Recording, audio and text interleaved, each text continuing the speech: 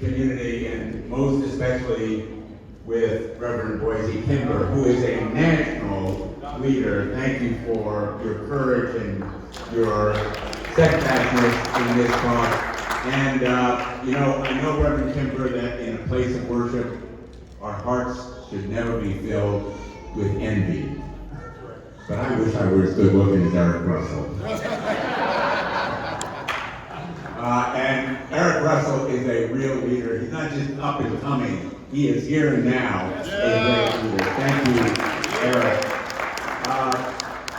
I've been thinking a lot about this election.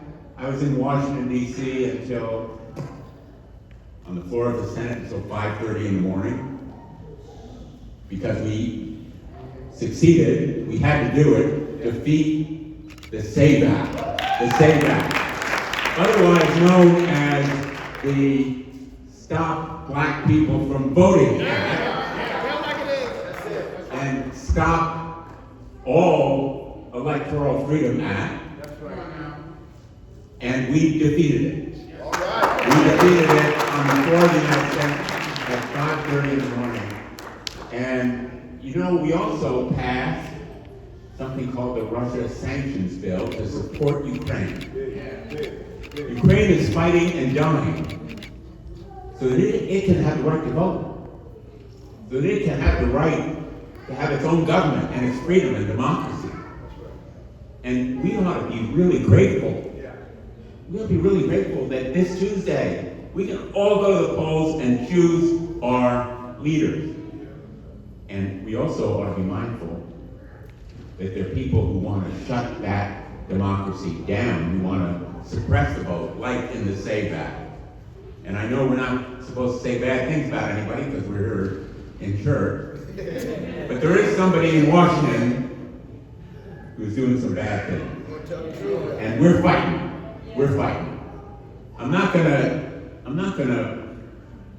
prolong what I have to say because you're really here to hear the governor. But before we came down here, Reverend Kimber was showing us some photographs. Photographs of great civil rights leaders.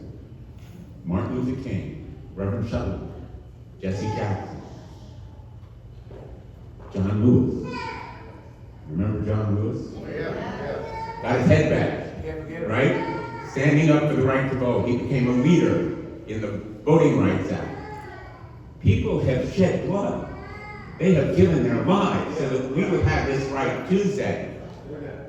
And we can't let it go. We gotta come out, we gotta vote, and we gotta vote for somebody who really cares. That's Governor Blumenthal.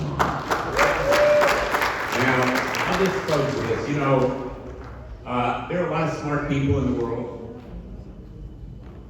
There are a lot of people who work hard, but at the end of the day, you want someone with heart.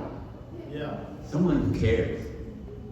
Someone who knows you and knows what you need.